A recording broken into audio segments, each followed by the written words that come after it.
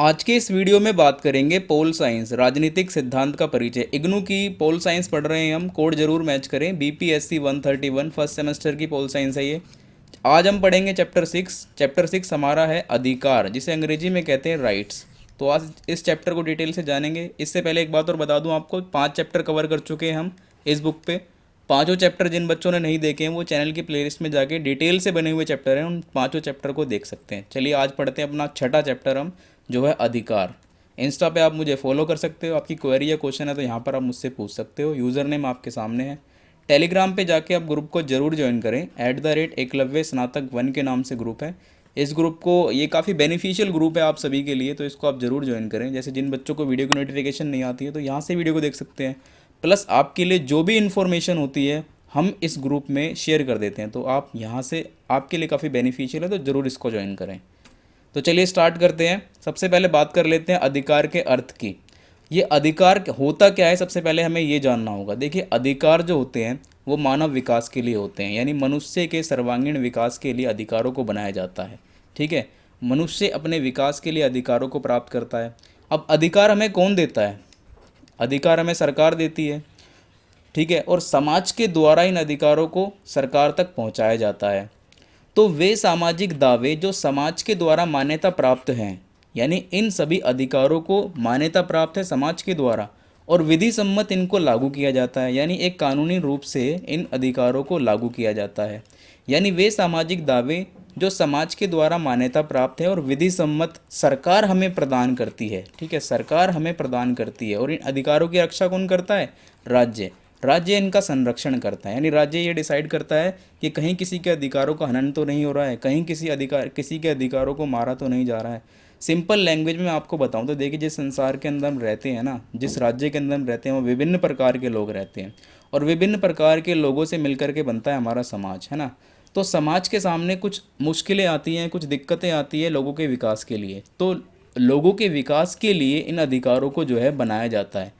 इन अधिकारों को इसलिए बनाया जाता है ताकि प्रत्येक व्यक्ति को समान अवसर प्राप्त हो सके, प्रत्येक व्यक्ति अपने जीवन का विकास कर सके, चाहे वो आर्थिक हो, राजनीतिक हो, ठीक है, नैतिक रूप से हो। तो इन सभी चीज़ों के लिए अधिकारों का निर्माण किया जाता है। अधिकारों को लागू कौन करता है?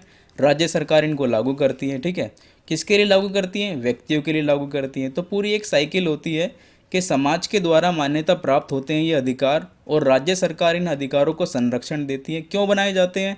मनुष्य के विकास के लिए। जो भी अधिकार बनाए जाते हैं ना, वो किस लिए बनाए जाते हैं? कि मनुष्य का बेहतर से बेहतर विकास हो सके, उसे बेहतर से बेहतर अपॉर्चुनिटी मिल सके, उसे अवसर मिल सके, उसे कोई भी समस्या ना हो समाज में रह करके, उसे कोई ऐसी समस्या का सामना ना करना पड़े जिससे कि उसका सर्वांगीण विकास रुक सके। यानी कि ऑल अराउंड डेवलपमेंट जो है मनुष्य का, वो कहीं कहीं भी इफेक्ट ना हो, इसीलिए जो है इन अधिकारों का निर्माण किया जाता है। तो अधिकार क्या कहलाते हैं?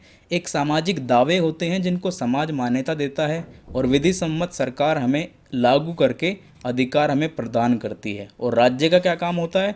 हमारे अधिकारों का संरक्षण करना, कि हमारे अधिकारों का कहीं हनन ना हो। परिभाषा की बात करें तो देखिए, जब आप ग्रेजुएशन में आ जाते हैं ना, जब आप बीए कर रहे हैं, तो आप ज़रूर इस ऐसी लैंग्वेज का ही यूज़ करें एग्ज़ाम में लिखते समय, इससे आपको काफ़ी अच्छे मार्क्स मिलेंगे। और जो भी आप कॉन्सेप्ट लिखते हैं, जैसे मान लो अधिकार का कॉन्सेप्ट आप समझ गए, तो अधिकार के बारे में आप लिख रहे हैं तो ज़रूर से ज़रूर आप परिभाषा लिखें। ठीक है, कोई भी कंसेप्ट आप लिखते हैं ना, उससे रिलेटेड आप अगर परिभाषा 1 या 2 भी लिख देते हो तो आपको यहाँ पर अच्छे मार्क्स मिलने की उम्मीद ज़्यादा हो जाती है। तो परिभाषाओं की बात कर लेते हैं। बोसांक के अनुसार अधिकार समाज द्वारा मान्यता प्राप्त और राज्य द्वारा लागू किया गया एक दावा होता है। यानी कि अधिकार क्या है? अधिकार समाज द्वारा तो मान्यता प्राप्त है, यानी समाज ने उस अधिकार को मान्यता दी है। समाज ने कहा, जैसे मान लो पहले के टाइम पे जो था, महिलाओं को शिक्षा देने के लिए इतना ज़्यादा फोकस नहीं किया जाता था, लेकिन आज के समय में क्या देखा, धीरे धीरे समय बदला, तो समाज की नीड क्या हुई कि महिलाओं को शिक्षा देनी चाहिए, है ना। तो महिलाओं की शिक्षा देने के लिए समाज ने इसको मान्यता दी कि भाई महिलाओं को शिक्षा देनी चाहिए। फिर इसको क्या कर दिया गया, अधिकार में इसको लागू कर दिया गया कि महिलाओं का अधिकार है कि वो शिक्षा प्राप्त कर सके। तो समाज के द्वारा मान्यता प्राप्त होते हैं ये अधिकार। ठीक है, उसके द्वारा राज्य द्वारा इनको लागू किया जाता है, यानी विधि सम्मत। कोई भी अधिकार है वो कानून के तहत ही तो लागू होगा ना। तो कानून के तहत राज्य के द्वारा उसको लागू किया जाता है और राज्य ही उन अधिकारों का जो है संरक्षण भी करता है, यानी देखभाल भी करता है। यदि किसी मनुष्य को कोई प्रॉब्लम आ रही है तो राज्य इन चीज़ों की देखरेख करता है कि किसी के अधिकारों का हनन ना हो। वो ऐसी नीति और निर्देशों का निर्माण करता है जिससे मनुष्य में जो नागरिक रह रहे हैं राज्य के अंदर उनके अधिकारों का हनन ना हो। लास्की ने क्या कहा, देखिए लास्की के अनुसार अधिकार सामाजिक जीवन की वे दशाएं हैं। अधिकार क्या है? सामाजिक जीवन की वे दशाएं हैं जिनके बिना कोई आदमी सामान्य रूप से अपनी अच्छी दशा में होने का प्रयास नहीं कर सकता। देखिए मैं सिंपल लैंग्वेज में आपको समझाता हूँ इसका क्या मतलब है कि जब भी कोई व्यक्ति समाज के अंदर रह रहा है ना, अगर उसकी अच्छी दशा चल रही है तो वो तभी चल पा रही है क्योंकि राज्य ने उसको अधिकार दिए हैं। यानी अपनी अच्छी दशा में होने का प्रयास नहीं कर सकता व्यक्ति यदि उसे अधिकार प्राप्त ना हो समाज के अंदर। अगर मान लो हमें समाज में समानता का अधिकार ना मिले, समाज में स्वतंत्रता का अधिकार ना मिले, तो क्या हम अच्छी दशा में रह पाएंगे? नहीं ना, बिल्कुल भी अच्छी दशा में नहीं रह पाएंगे। अच्छी दशा में रहने के लिए हमें स्वतंत्रता का अधिकार है, ठीक है, समानता का अधिकार है, शोषण के विरुद्ध लड़ने का अधिकार है ना। तो ये सभी अधिकार किसने दिए हमें? ये सभी अधिकार हमें राज्य ने दिए, तभी तो हम अपना विकास कर पाते हैं, तभी तो हम एक अच्छी और खुशहाल ज़िंदगी जी पाते हैं। तो अधिकारों का यही मतलब होता है कि व्यक्ति का अच्छा जीवन जो है वो अधिकारों के साथ ही चलता है। अधिकारों के बिना एक अच्छे जीवन की कल्पना व्यक्ति जो है नहीं कर सकता। तो लास्की और बोसांग की परिभाषा बिल्कुल सिंपल है जो मैंने यहाँ पे लिखी है, और आप इनको अच्छे से याद कर सकते हो और समझ तो आप गए होंगे, आई होप। आगे बढ़ते हैं। अधिकार क्या है? अधिकार एक सामाजिक दावा है, ठीक है। सामाजिक दावा यानी अधिकार जो है समाज में जन्म लेते हैं।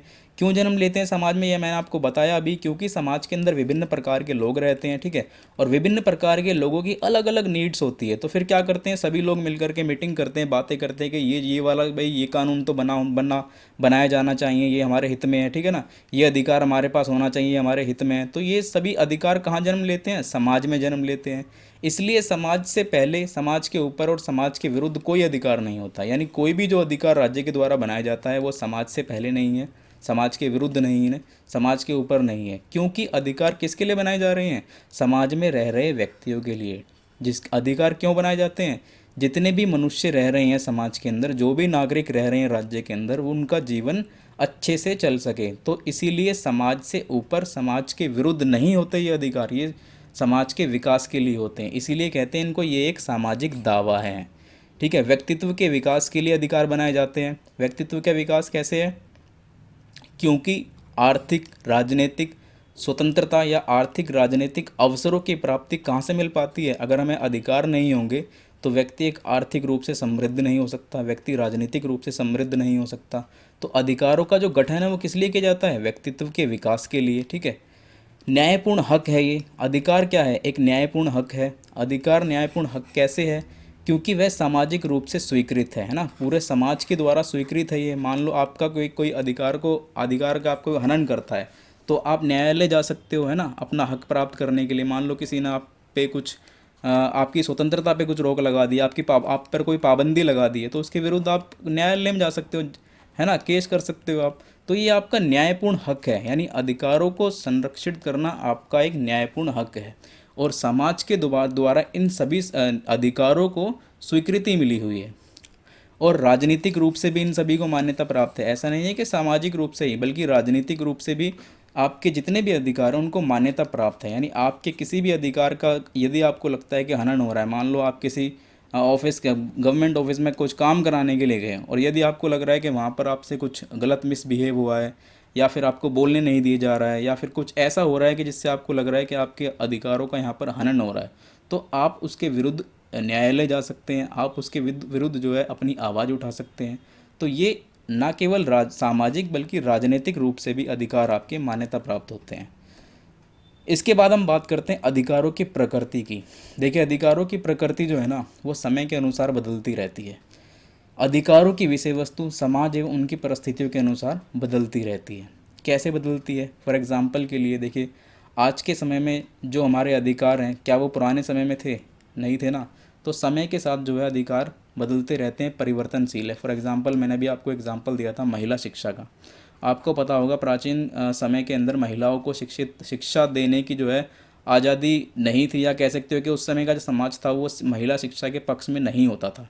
तो उस समय वो अधिकार था एक तरीके का कि महिलाओं को शिक्षा नहीं देना, महिलाओं की एज की उम्र ये होनी चाहिए, तो उस समय के अधिकार और निर्देश अलग थे। लेकिन आज का समाज बदल चुका है। आज का समाज जो है वो महिला शिक्षा के पक्ष में रहता है। कहीं ना कहीं महिलाओं के लिए कह लो कि बिल्कुल नए नए युग की शुरुआत हुई है पिछले कुछ वर्षों में। तो अधिकार जो है वो समय और परिस्थिति के अनुसार बदलता रहता है, अर्थात समय व काल के अनुसार अधिकार जो है वो बदलते आए हैं। यानी प्राचीन काल में कुछ और समय था और इस समय एक और एग्जांपल मैं आपको देता हूँ। देखिए, जब वर्ण व्यवस्था के अंदर व्यक्ति जी रहे थे, ठीक है, तो समाज जो है 4 वर्गों के अंदर बटा हुआ था, ब्राह्मण, क्षत्रिय, वैश्य, शूद्र। तो शूद्रों को जो क्या अधिकार था उस समय? शूद्रों को कोई अधिकार नहीं था। शूद्र कौन थे? शूद्र वो थे जो अनुसूचित जनजाति और अनुसूचित जाति, यानी एसटी एससी आप कह सकते हो, वो जो लोग थे वो शूद्र कम्युनिटी के अंदर रहते थे। उनके अधिकारों का उस समय क्या था? उनके पास कोई खास अधिकार नहीं था उस समय अधिकारों का। ये कह सकते हो कि उनके अलग अधिकार थे। लेकिन समय बदला, व्यवस्था बदली, समाज बदला, कानून बदला, तो अब उनके लिए अलग अधिकार है ना। जाति पाति के लिए अस्पृश्यता का कानून बना दिया गया। आज कोई जाति पाति की कोई बात नहीं कर सकता, ठीक है। तो ये सब चीज़ें क्या है, ये समय के साथ जो है अधिकार, नियम, ये सब कुछ बदलते रहते हैं, ये परिवर्तनशील रहते हैं, समाज के अनुसार चलते हैं सभी ये, ठीक है। समाज में जो कार्य हम करते हैं, अधिकार उन कार्यों के प्रति अनुक्रियाएं हैं। यानी जो भी कार्य हम करते हैं उसके प्रति जो अनुक्रियाएं हैं वो क्या है? अधिकार है। अधिकार केवल हमारे कर्तव्यों का लाभ ही नहीं बल्कि उन कार्यों से संबंधित है जो हम करते हैं। देखिए, ऐसा नहीं है कि अधिकार जो हमें सिर्फ लाभ के लिए हैं। अधिकार ऐसे भी हैं जो हमारे कर्तव्यों से जुड़े हुए होते हैं, जो हम करते हैं, जो भी हम काम करते हैं वो भी हमारे अधिकार के अंडर आते हैं। इन मतलब आप ये कह सकते हो कि कर्तव्य और अधिकार, ठीक है, इन दोनों का सापेक्ष आपस में संबंध होता है। अधिकार सामाजिक दावों के रूप में व्यक्तित्व के विकास के लिए जरूरी परिस्थितियां पैदा करते हैं। देखिए, बड़ी इंपॉर्टेंट लाइन है ये। अधिकार क्या करता है? अधिकार क्या करता है कि वो व्यक्तित्व के विकास के लिए परिस्थितियां पैदा करता है। फॉर एग्जांपल, मान लो कोई व्यक्ति है जिसके पास जो है पढ़ाई करने के लिए पैसे नहीं है ना। मान लो पढ़ाई करने के उसके पास पैसे नहीं है, तो शिक्षा का तो अधिकार है, शिक्षा का अधिकार हमें मिला हुआ है। तो ऐसे में क्या होगा? अधिकार एक ऐसी परिस्थिति पैदा करता है, आपको पता होगा 6 से लेकर 14 साल तक के बच्चों को राज्य एक निःशुल्क शिक्षा प्रदान करता है। ऐसा अधिकार सरकार के द्वारा दिया गया है। तो ऐसी परिस्थिति पैदा हो गई, कैसी? जिससे कि मनुष्य जो अपना विकास कर सके, है ना पैसा होने के बावजूद भी 6 से 14 साल तक का जो बच्चा है वो फ्री में एजुकेशन प्राप्त करेगा। ऐसा अधिकार राज्य ने प्रत्येक मनुष्य को दिया है। तो ऐसी परिस्थिति पैदा करता है अधिकार जिससे व्यक्तित्व का विकास हो सके, है ना। अधिकार बनाए ही इसलिए जाते हैं कि राज्य में रह रहे जितने भी नागरिक हैं उनका सर्वांगीण विकास हो सके। राज्य अधिकारों को जन्म देता है, उन्हें कायम रखता है और उनका संरक्षण करता है। मैंने अभी थोड़ी देर पहले आपको बताया कि राज्य ही अधिकारों को कानूनी रूप से कौन लागू करता है? राज्य लागू करता है, ठीक है। और कायम रखता है यानी कंटिन्यूटी में रखता है, राज्य रखता है। संरक्षण कौन करता है? राज्य करता है। राज्य ही ध्यान रखता है कि किसी के भी अधिकारों का हनन ना हो, उनका संरक्षण कैसे करना है, क्या नए अधिकारों को जोड़ा जाना चाहिए, ये सभी चीज़ें कौन करता है? राज्य करता है अपने नागरिकों के लिए।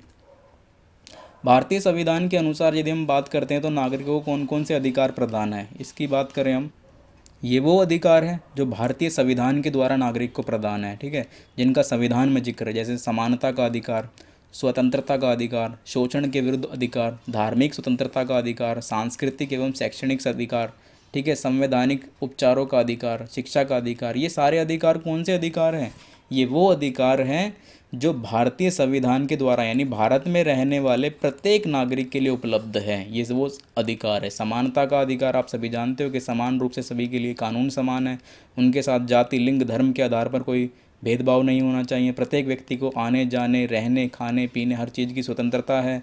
वो अभिव्यक्ति की स्वतंत्रता है, वो रूलिंग पार्टी की आलोचना कर सकता है, ठीक है। यदि किसी व्यक्ति का शोषण होता है तो वो उसके विरुद्ध आवाज़ उठा सकता है, न्यायालय में जा सकता है। धर्म को अपनाने की स्वतंत्रता है, संस्कृति को अपनाने की स्वतंत्रता है, शिक्षा का अधिकार है, संवैधानिक उपचारों का अधिकार है। तो ये सारे अधिकार कौन से हैं? ये भारत के अधिकार हैं जो भारतीय संविधान भारत में रहने वाले प्रत्येक भारतीय को प्रदान करता है। जन साधारण अधिकार की जब हम बात करते हैं, जन साधारण अधिकार कौन कौन से? देखिए, जन साधारण अधिकार और भारतीय संविधान द्वारा प्राप्त दिए गए अधिकार लगभग एक जैसे ही हैं। सबसे पहले बात करते हैं हम जन साधारण अधिकार में जीवन का अधिकार। देखिए, जीवन जीने का अधिकार प्रत्येक नागरिक को, प्रत्येक भारतीय को मिलता है। जीवन का जो अधिकार है वो बाकी सभी अधिकार, अगर जीवन का अधिकार ना हो ना तो बाकी सभी अधिकार क्या है, व्यर्थ है। अगर किसी व्यक्ति के जीवन के संरक्षण के लेकर नियम ना बनाए जाए, जीवन को आगे बढ़ाने के लिए नियम कानून ना बनाए जाए, ऐसा अधिकार उसे ना दिया जाए कि वो जो जैसा जीवन चाहता है वैसा जी सके, तो बाकी सभी अधिकार क्या हो जाएंगे, व्यर्थ हो जाएंगे। तो जीवन जीने का अधिकार सर्वोपरि है। जीवन का अधिकार किसी भी क्षति के विरुद्ध सुरक्षा की गारंटी देता है। यानी आपको यदि कोई भी नुकसान पहुंचाता है आपके जीवन से रिलेटेड, यानी आपको मान लो कोई हैरेस करता है, आपको मान लो कोई मारना चाहता है, आपको कोई भी नुकसान पहुंचाना चाहता है, तो उसकी गारंटी कौन देता है, हमें संविधान देता है। संविधान कैसे देता है, न्यायालय के द्वारा। ठीक है, न्यायालय के द्वारा आपके अधिकार की, जीवन के अधिकार की रक्षा करता है। इसीलिए ये आत्महत्या को भी अपराध की श्रेणी में रखा जाता है। इसीलिए जीवन जीने का अधिकार हमें संविधान के द्वारा प्राप्त है। जीवन जीने का अधिकार हमें प्रकृति के द्वारा प्राप्त है। इसीलिए ही आत्महत्या को भी, आपको पता होगा, अपराध की श्रेणी में रखा गया। आप अपने आप को अपने आप से भी नहीं मार सकते, ये भी एक अपराध है, क्योंकि आपको जीवन जीने का अधिकार है। ठीक है, समाज के द्वारा भी, प्रकृति के द्वारा भी और भारतीय संविधान के द्वारा भी। इसके बाद हम बात करते हैं समानता के अधिकार की। समानता का अधिकार क्या कहता है हमें, कि कानून के समक्ष राज्य के सभी नागरिक, चाहे वो कोई प्रधानमंत्री हो, चाहे कोई झुग्गी में रहने वाला व्यक्ति हो, चाहे वो किसी भी धर्म का हो, चाहे वो किसी लिंग का हो, किसी भी जाति का हो, सभी कानून के समक्ष समान है। सभी के लिए कानूनी प्रक्रिया समान है। भारतीय संविधान के अनुसार सामाजिक, आर्थिक, राजनीतिक रूप से सभी सभी को समान अधिकार प्राप्त है। ठीक है, जो अधिकार राजनीतिक दल बनाने के लिए किसी पार्टी को है, वही अधिकार किसी आम व्यक्ति को भी है कि वो अपनी राजनीतिक दल में कोई पार्टी बना सकता है। जो आर्थिक अधिकार एक आम व्यक्ति को है, वही आर्थिक अधिकार एक वीवीआईपी व्यक्ति को भी भारतीय संविधान प्राप्त कराता है। इसके बाद हम बात करते हैं स्वतंत्रता का अधिकार। स्वतंत्रता का अधिकार अत्यंत व्यापक है, आप सभी को पता ही है। स्वतंत्रता की जब हम बात करते हैं तो ये तर्कसंगत और एक व्यापक क्षेत्र है। इसमें जितनी बातें की जाए उतनी कम है।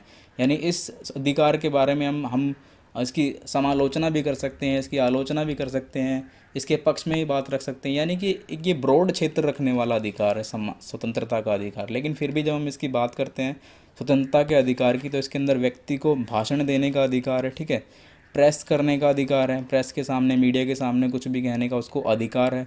सभा करने का, यानी कोई भी व्यक्ति जो है एक दूसरे किन्हीं भी लोगों से मिलजुल कर कोई सभा कर सकता है, कोई संघ बना सकता है, आंदोलन कर सकता है। यदि उसे कोई कोई सरकार की कोई नीति पसंद नहीं आ रही है, सरकार के किसी कानून से वो परेशान है, तो उसके खिलाफ़ वो आंदोलन कर सकता है, निवास कर सकता है। ठीक है, यानी कि कहीं भी रहने आने जाने, भारत का नागरिक है तो कहीं भी रहने आने जाने की उसे आज़ादी होती है। ये स्वतंत्रता का अधिकार है। ठीक है, और किसी भी व्यवसाय को करने की उसे स्वतंत्रता है। यानी कोई भी व्यवसाय, कोई भी व्यापार वो करना चाहता है तो उसे करने की स्वतंत्रता है।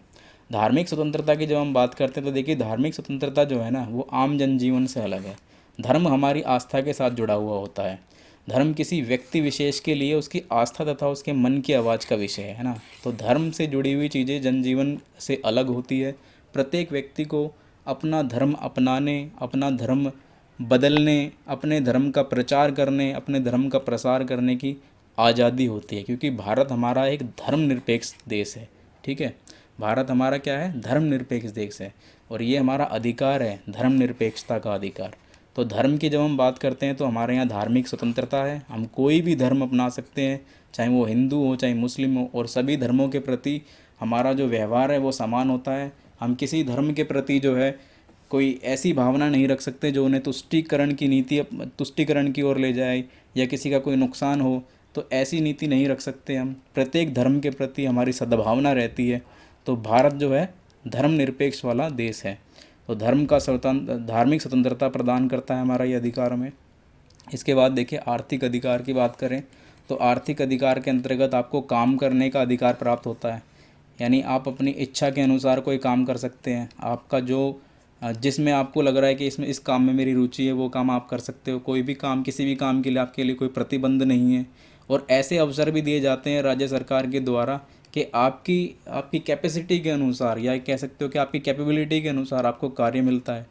ठीक है, सामाजिक सुरक्षा का अधिकार मिलता है आपको। सामाजिक सुरक्षा आप सभी समझ गए होंगे, कानूनी सुरक्षा से संबंधित है। संपत्ति का अधिकार आपको मिलता है। ठीक है, आप पारिवारिक रूप से अपनी संपत्ति प्राप्त कर सकते हो। आप अगर अपने परिवार के उत्तराधिकारी हो तो आप अपनी संपत्ति का अधिकार प्राप्त कर सकते हो। विश्राम करने का अधिकार है आपको। आपको पता ही होगा, यदि आप नौकरी कहीं करते हैं तो ऐसा रूल बना दिया गया है कि आपका अधिकार है, आप हफ्ते में एक रेस्ट ज़रूर करेंगे, है ना। तो ये आपका अधिकार है, रेस्ट लेने का, विश्राम लेने का, अवकाश लेने का, ठीक है। ये आपका अधिकार है। संपत्ति के अधिकार के फलस्वरूप व्यक्ति अपनी संपत्ति को रखने और उसे उत्तराधिकारी के रूप में प्राप्त करने का अधिकार रखता है। संपत्ति का अधिकार आप सभी जानते हो, पहले हमारा ये मौलिक अधिकार था, फिर इसको बदल दिया गया बाद में। संपत्ति का अधिकार हमें क्या दिलाता है कि यदि आपका कोई उत्तराधिकारी है या आप किसी के उत्तराधिकारी हो तो आप उस संपत्ति को प्राप्त करने का अधिकार रखते हैं। इसके बाद राजनीतिक अधिकार की बात करते हैं तो हम देखिए इसके अंतर्गत आता है वोट देने का अधिकार आपको है, ठीक है। आप अपने वोट से सरकार को चुनते हैं। आपके वोट की इतनी कीमत होती है कि आप किसी भी सरकार को गिरा सकते हैं, किसी भी सरकार को बना सकते हैं। तो आपका वोट देने का अधिकार है, ठीक है। चुनाव लड़ने का आपको अधिकार है, आप चुनाव लड़ना चाहते हैं आप चुनाव भी लड़ सकते हैं। सार्वजनिक रूप से यदि आप कोई सार्वजनिक पद ग्रहण करना चाहते हैं तो उसके आप पूरा अधिकार है, पूरा आपको अवसर मिलता है सार्वजनिक पद ग्रहण करने के लिए। हालांकि कंपटीशन होता है, ऐसा नहीं है कि आप चाहते हैं तो आपको कोई पद मिल जाएगा, पूरा कंपटीशन होता है। उसके बाद कंपटीशन का मतलब ये है कि आपको अवसर मिलता है, ठीक है। अवसर यहाँ पर सबके लिए समान होता है, वो आपके डिपेंड करता है कि आपके अंदर कितनी एबिलिटी है उस पद को प्राप्त करने की। तो सार्वजनिक पद ग्रहण करने का अधिकार है आपको। राजनीतिक कोई दल बनाने का अधिकार है, कोई भी चाहे तो अपनी कोई राजनीतिक दल बना सकता है, ठीक है। जैसे समय रहते आम आदमी पार्टी बनी थी, तो कोई भी अपनी पार्टी चाहे वो बना सकता है, चुनाव लड़ सकता है, सार्वजनिक पद ग्रहण कर सकता है। ये सारे अधिकार किस में आते हैं, हमारे राजनीतिक अधिकार के अंतर्गत आते हैं। यह सभी अधिकार व्यक्ति को एक पूर्ण विकसित नागरिक बनाते हैं। ये अधिकार क्यों बनाए जाते हैं कि व्यक्ति पूर्ण विकसित हो सके, यानी नागरिक का ऑल अराउंड डेवलपमेंट हो सके, इसलिए इन अधिकारों को बनाया जाता है। शिक्षा का अधिकार सबसे इम्पोर्टेंट है। अब आपको पता ही होगा शिक्षा का अधिकार मूल अधिकार बन चुका है, ये भारतीय संविधान के अंदर जुड़ चुका है। शिक्षा का अधिकार हमारा एक मूल अधिकार है। अब शिक्षा के बिना मनुष्य के व्यक्तित्व का विकास नहीं हो सकता। आप सभी जानते ही हैं, यदि आप शिक्षित नहीं हैं तो आपका विकास असंभव है। आपका विकास ये लगा लो कहीं ना कहीं अधर रह सकता है। और अशिक्षा एक सामाजिक अभिशाप है। अगर किसी समाज के अंदर शिक्षा का प्रावधान नहीं है, किसी राज्य के अंदर शिक्षा को प्रमोट नहीं किया जा रहा, यदि किसी राज्य के अंदर शिक्षा को अनदेखा किया जा रहा है तो एक तरीके का सामाजिक अभिशाप है वो। भारतीय संविधान के द्वारा शिक्षा का अधिकार अब एक मूल अधिकार है। मैंने आपको बता दिया, अभी मूल अधिकार बन चुका है। 6 से 14 साल तक के राइट टू एजुकेशन आपने सुना होगा, ठीक है।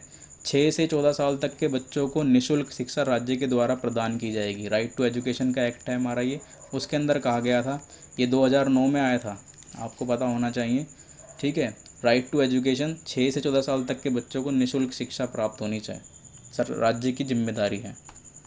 इसके बाद हम बात करते हैं संवैधानिक अधिकार। देखिए सबसे बड़ा अधिकार हमारा है संवैधानिक अधिकार। संवैधानिक अगर अधिकार ना हो तो सारे अधिकार व्यर्थ हैं एक तरीके से। ऐसा क्यों कह रहा हूँ मैं, क्योंकि संवैधानिक अधिकार उन सभी अधिकारों की गारंटी देता है, उन सभी अधिकारों की पूर्णता की गारंटी देता है। यानी कोई भी अधिकार आपके हनन हो रहा है, किसी भी अधिकार को आपसे, आपका अधिकार राज्य अगर कोई राज्य की तरफ से कुछ तुष्टि हो रही है आपके अधिकार में, या कोई व्यक्ति आपके अधिकारों को छीन रहा है, कोई व्यक्ति आपके अधिकारों को इफेक्ट प्रभावित कर रहा है, तो वहाँ हमारा काम करता है संवैधानिक अधिकार। यानी हमें अधिकार है न्याय पाने का, हमें अधिकार है संवैधानिक रूप से उसके खिलाफ लड़ने का। तो संवैधानिक अधिकार इन सभी अधिकारों की पूर्णता की गारंटी करता है। अर्थात अपने अधिकारों के हनन के विरुद्ध आवाज़ उठाने, कानूनी प्रक्रिया के तहत अधिकारों की रक्षा करने का अधिकार हमें कौन देता है, संवैधानिक अधिकार देता है। तो संवैधानिक अधिकार हमारा अंतिम अधिकार था। यहाँ पर हमारा ये चैप्टर ख़त्म हो जाता है। इसके बाद मिलेंगे हम नेक्स्ट चैप्टर में। इस चैप्टर में हमने पूरा राइट्स जितने हमारे जो होते हैं उन सबको डिस्कस कर लिया। मिलते हैं नेक्स्ट चैप्टर में, तब तक के लिए धन्यवाद।